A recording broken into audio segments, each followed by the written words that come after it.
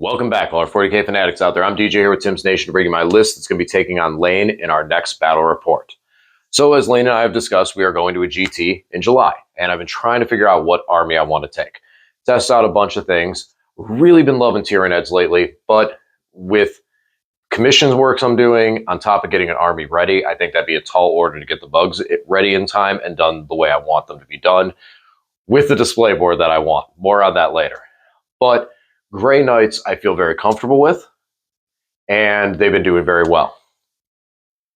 There's another army that I feel very comfortable with. I feel very comfortable with multiple data sheets out of Necrons, but I did not have a lot of luck in the last few battle reports that I ran them, and it kind of felt tough with the current edition, the meta, and the mission cards. It felt kind of challenging. Felt really challenging, and that there was a couple of hard counters that Necrons were able to go 4-1. I know some people have had some 5-0 finishes. By all means, congratulations to you guys. But I feel like some of those people who have 5-0s would tell you that there are some very, very hard counters that put you in very nearly unwinnable situations and end up having a 4-1 finish.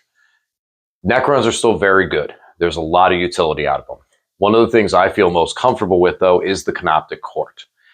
With a lot of the other detachments, there's certain things that either don't play to my play style, or I feel we're stretching to get these combos that other armies are able to get much easier. So to try to bring something that Necrons bring that can level the playing field by doing something very well in its own unique way, granted, the reroll aspect of Canoptek Court is being seen in other armies as well, but how the Necrons do it with the Canoptek Court is still very powerful. The secondary game is rough, so hopefully I'll be able to tweak that and do a little better with that in this list or close to it. And yeah, I got to give these guys their valid go because I love my Necrons. I'm very, very comfortable with these data sheets and this army entirely. So let's go with what I feel most comfortable with and give the Canoptek Court a try. And here's what we're going to be bringing today. All right, so here is my Canoptek Court.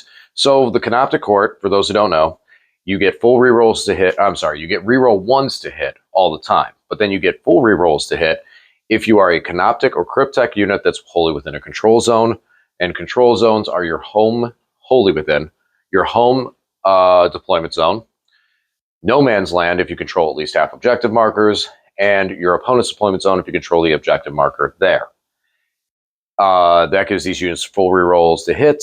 Most of the Canoptek units hit on 4s, but some of them have access into a little bit better ballistic skill through heavy or particle weapons that tend to actually be just +1 ballistic skill for some reason. Yeah, so let's get over into the units. First things first, we have the Canoptek Doomstalkers. I love these guys. These guys are gold out of this detachment. They are long range, so most of the time they are able to just hang out in my deployment zone and have full rerolls to hit. Their cannon is D6 +1 shots with blast that has strength 14, AP 2 for 3 damage. So very, very nice to pick up a lot of weird targets and just doing the flat 3 damage. I mean, the blast, I'm sorry, AP 3, 3 damage. So like the blast effect into infantry, they just pick up squads.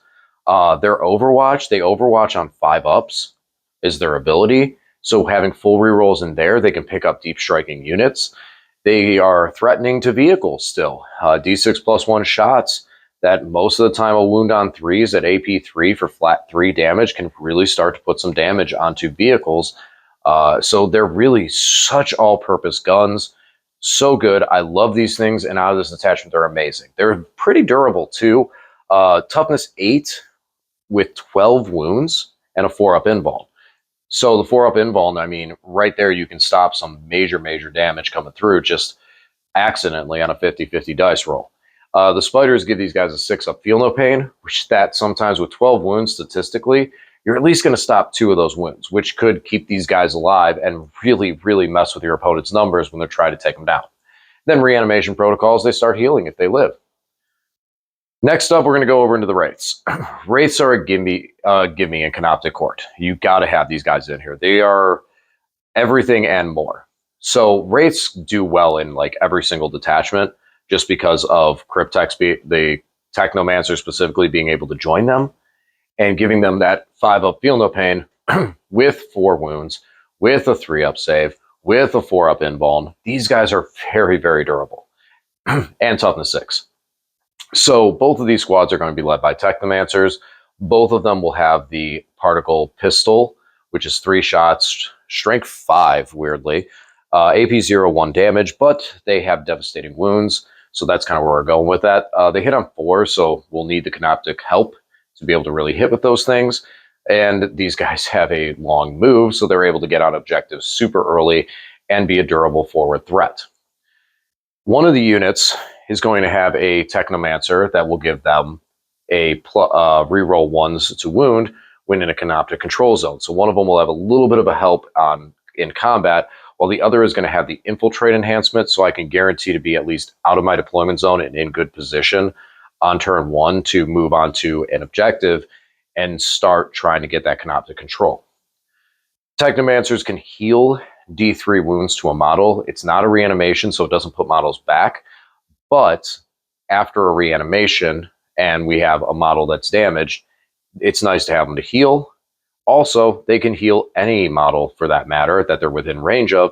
So theoretically, they could heal something like, a Ctan or maybe a, Doomstalker. Just saying things it could do.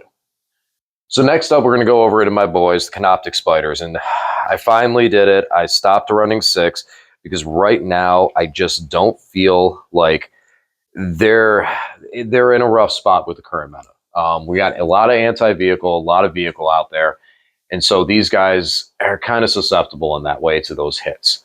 But I still think they are very, very good, especially out of Canoptek Court with full rerolls to hit. You're looking at 4d6 with quad blast coming off the squad, because each guy has technically 2 particle beamers, not twin linked, not 1, 2 separate ones. So you're getting 4 shots, and each of those shots, or 4 d6 rolls for the number of shots, and each one of those dice generates blast itself. So it's a lot of shots into a unit. They are strength 6, so that's really nice. Only AP 0 with 1 damage. But they are devastating wounds. So these guys do have the capability of shredding and chewing through. On top of that, they have 5 attacks that hit like power fists that come off these guys. And with full rerolls to hit, these guys, 10 attacks coming through, can start chewing through stuff. They also have the ability to give a 6-up Feel No Pain to all vehicle units within range of them, and a 5-up Feel No Pain versus mortal wounds and psychic attacks when those become relevant. And these get really annoying when your opponent goes, oh, you take 3 straight damage for dev wounds, and you go, no, I have a 5-up Feel No Pain because spiders. I think I covered everything these guys do. They're amazing. Oh no, wait, there is one thing I forgot. They also put scarabs back. If a unit of scarabs is within range of them, you can put a single base back into that unit per spider within range. So if 4 spiders are in range of 1 unit, that means 4 models can go into that 1 unit. It is that's another crazy ability that can do really well with staging of scarabs. So speaking of which, let's jump over into the scarabs. I have 2 6-mans of these guys. So scarabs are OC 0, but they gain OC 1 when they're near a Cryptek. So these guys, keeping them near the wraiths means these guys can do secondaries while my wraiths are like action-based secondaries, while my wraiths are working on other things, since they get that OC1 value from a Cryptek being nearby. I also do have a solo Cryptek we'll talk about in a minute, who can kind of get within range of them and help with that as well. But that's a nice way with most swarms that don't get any OC in any way, shape, or form. These guys can. They also reduce OC, as most swarms do, of units that they're in combat with. On top of that, there is actually 2 efficient damage things out of these guys. Number 1, they still explode. You select a model, roll a dice. On a 2 through 5, you do D3 mortal wounds, and on a 6, you do the flat 3 mortal wounds, getting +1 to the roll if you are targeting a vehicle. So 5s or 6s would then generate the flat 3 mortal, and the you would never miss on a vehicle either. So that's always fun. On top of it, they have 6 attacks apiece with lethal. Remember, Canoptek units get full rerolls when in Canoptek control. So having 6 attacks per Scarab, even though they're only strength 2 and they're hitting on 5s, I believe, those 6s are lethal and they get full rerolls. That's a lot of dice. So they can chew through things surprisingly well just by volume of attacks that are coming through and some guaranteed chip damage off of blowing Scarabs up. That combined with having spiders nearby means that if your opponent doesn't dedicate, if you have 1 unit of spiders near Scarabs and your opponent doesn't dedicate anything to the Scarabs that they're in combat with, trying to maybe do more damage to Wraiths, you can blow up 2 Scarabs and just simply put them right back and be at a full-size squad right there at the beginning of your turn. I love doing that. So there's my Scarabs. They're going to have be a little more aggressive than just objective scoring, secondary float around zone out units for me. Next up, I talked about the solo crypt tech that I have, and that's going to be my Psychomancer, Lane's favorite. So the Psychomancer, he is a morale check based character. Targets a unit within 18 inches. No line of sight needed. Make them take a battle shock at -1. This is something I can do at the beginning of basically any of my phases. So I can wait till after rapid ingress. I can wait to see how certain things play out with the turn. But I target a unit, that unit takes a battle shock. What's awesome about it is that can sometimes mean that I simply just take an objective by dropping a unit to OC0, or a unit that's in a position that's not so advantageous, that's relying on a defensive stratagem. Making that unit take and fail a battle shock test means now no stratagem on it for defense, and they can get hit really hard by maybe my Doomstalkers or something. So I love them for that. If you get really, really close to them, then if you have reduced models in your unit at all by just 1 model, you then have to take a battle shock test during the battle shock step, and it is at -1. So nice little added boost.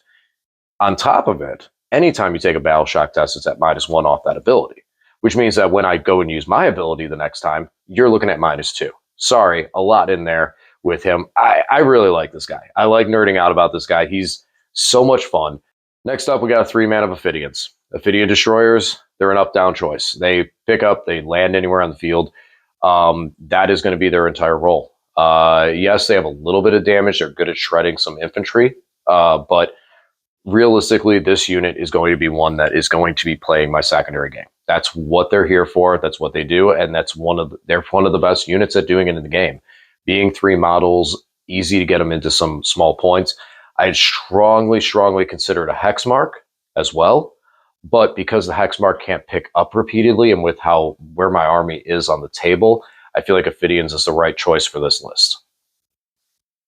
And last, but surely not least, we're going with a big boy. We're bringing the Nightbringer. Now, this decision didn't come easily, and we're going to talk about that in a minute. But for this list, I'm bringing the Nightbringer.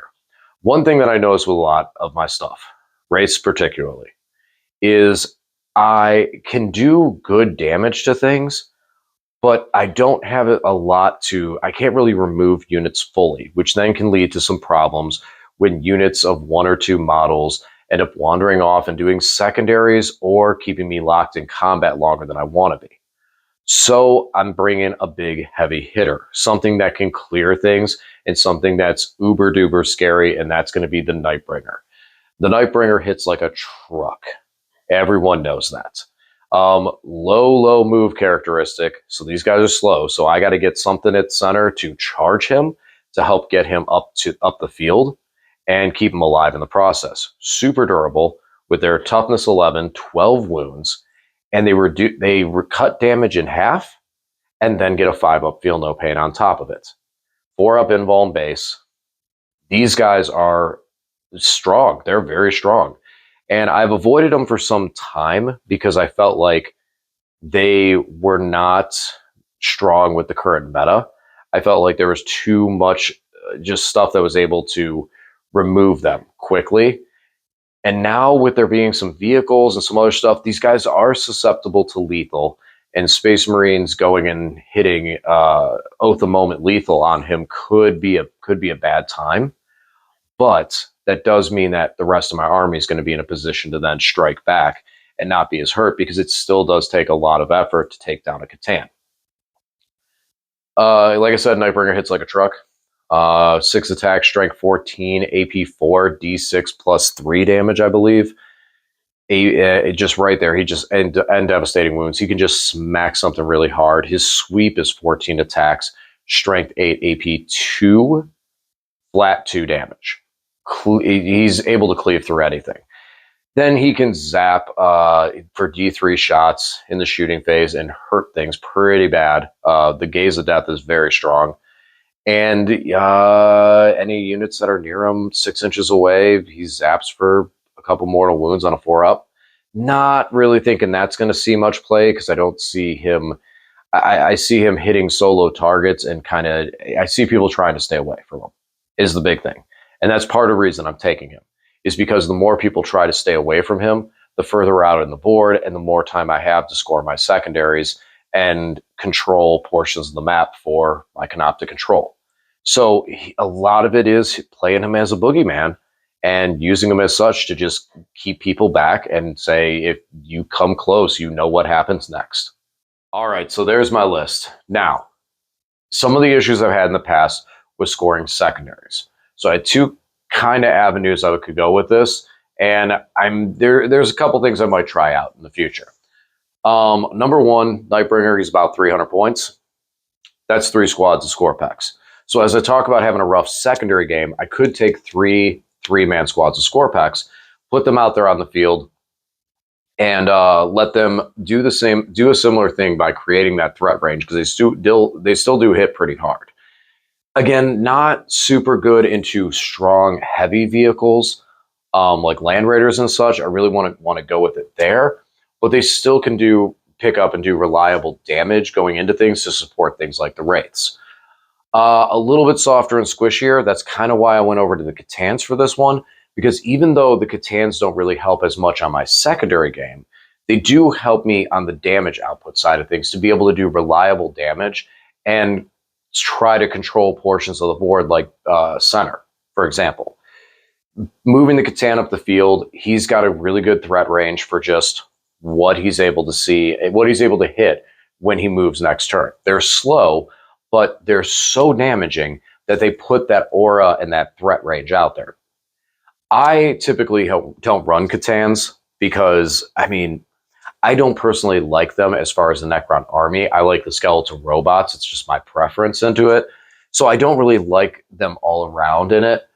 But, they are cool. They are really cool. How they function is pretty cool. So every once in a while, succumb. And, the Nightbringer is really good. And a lot of lists have a single Ctan in them to handle this current stage in the meta. So here's my time giving it a try. My thought behind it and what pushed me over to do it with this list is because he can zone out that center and kind of have that bubble, that aura effect of, if you cannot destroy him and you land within this, he's probably going to charge you. The biggest weakness that Ctans have is their move. Anything you can do to boost that makes them that much stronger. This is why Hypercrypt, you can't drop them within 3 or what's now 6 inches anymore, because that much of a boost to that model and that move is too much. You can bring them on from strategic, but at least now you're around a table edge and not anywhere on the board.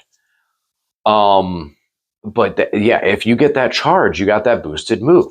You're up further along in the board. And even when your opponent does destroy the Ctan, they dedicate so much into it that you're able to move the board state forward and score more points. And that's what I'm looking for with this list, or that's at least the theory I'm adopting with this list, is to be able to use things that are also hyper durable in the Wraiths, that also have a 4-up invuln, also have a 5-up feel no pain. So there's no real way of getting around it, and having them be able to hold on to center. I can score things like area denial, engage on all fronts, secure no man's land, keep Canoptek control. I can establish a locus in center if need be, and also put myself into a position where I could potentially move into other secondaries that might be more difficult with things like engage on all fronts. Probably want to steer clear of behind enemy lines for most part, and get me in position where I might be able to do containment. Containment is a nice one. I have the Ophidians that can give me one wall, one side of it, and the Ophidians can also do sabotage. But getting that other side, I feel like controlling center allows me to either fall back to one table edge and let the Ophidians get the other side, or I'm able to progress forward and then I can get the forward table edge while the Ophidians get the back. If and when that comes up, it's shuffling, it's random cards. So, but I feel like I have a better play into those secondaries that give me trouble with my old Canoptek Court than I do now, or the Canoptek Harvest, as I like to call it. So there is some honorable mentions also I want to give. And if anyone in the comments section can steer me over to this, there might be a change in my list at the time of the game. So the first one is the Transcendent Ctan. I have enough points that I can put in either of these three Catans in the list just based on how this is. So this would be an easy switch. Transcendent Catan does help to one thing I've said I had issues with, and it is my secondary game. But by having them as part of the secondary game, now we're losing that center defense, our offense I'm talking about, which I think could be critical more so in the game terms. Being able to bounce that Catan around on that advance means I can score different secondaries like containment and sabotage with them as well. But that means I'm taking their points and taking them out of a position where they can do damage and buy their point costs, where instead they're doing an action. So I'm not 100% sure that I really like them for that. Engage in all fronts and behind enemy lines. They're a very interesting unit for those things because they're very tough. But all in all, I think that with the unknown of the cards and the fact that although the Trans-Catan's shooting and fighting profile are very good for its point cost, the Nightbringer and the second honorable mention I feel do this job way better in the damage column, even though they can't teleport around the field. And their unique ability might be superior than jumping around for being able to play on center, which I think is a better way for me to go, is try and play on center. But still, honorable mention to the Transcendent Catan. And the second one is the Void Dragon. Void Dragon, with what I'm hearing with a vehicle-based meta and very vehicle-heavy meta, the Void Dragon can get super, super disgusting if certain things happen, and just the wheelhouse of what you have access to in any proportion with this guy. So first of all, he kind of extends that threat range a little bit because one of his profiles is a shooting attack at 18-inch range. So now he opens up that bubble because that's actually a very efficient weapon into infantry squads or large squads. It has blast, D6 plus 3 shots, strength 7, AP 1. So it is armor, contempt, and cover kind of leery in there, but it is 2 damage and it's sustained 2 because it's voltaic. It's like our Tesla weapons. So he does have that infantry threat. On top of that, what he does when vehicles are nearby is crazy. The spear is trash. I'm sorry. The spear is terrible, in my opinion.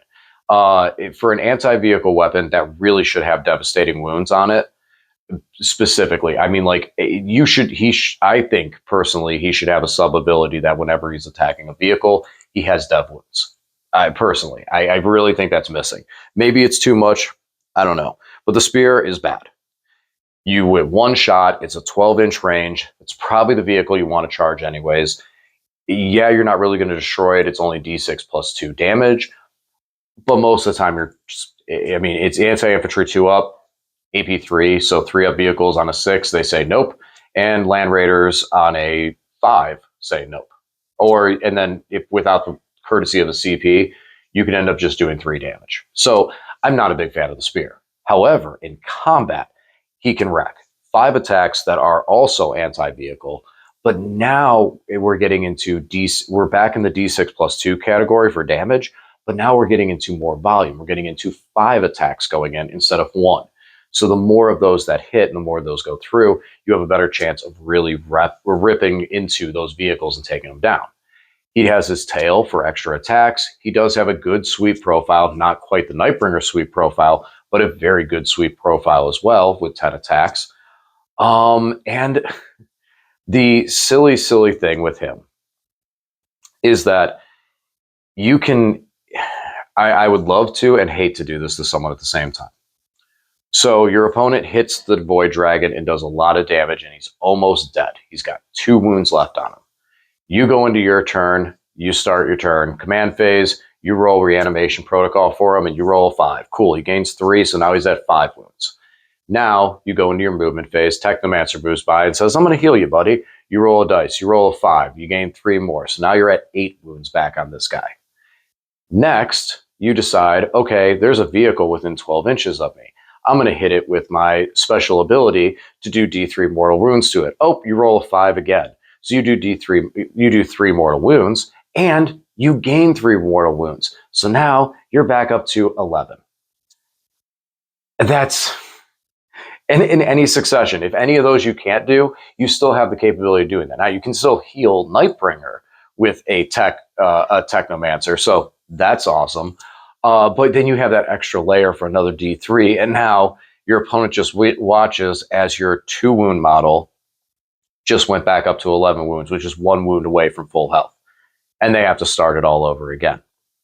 So that would be very, very heartbreaking. Like I said, though, back to the Nightbringer. Nightbringer is more reliable in those same columns. While he's only D3 shots with the gaze, you can at least put D3 shots onto a vehicle and have at 18 inches. So you're at least getting that. On top of it, and you're wounding it on 3s. May not be 2s, but still wounding on 3s, it's high strength. And then when you go over into combat, he has 6 attacks that do have devastating wounds, and they're AP4. So these things are going straight through on 3-up vehicles. He is really, really good at just clearing things.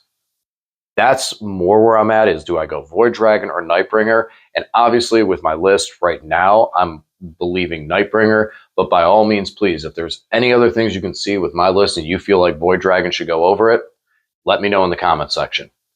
All right. Well, that's it. We'll see how these karates do. As always, thanks for watching. I'll talk to you again soon.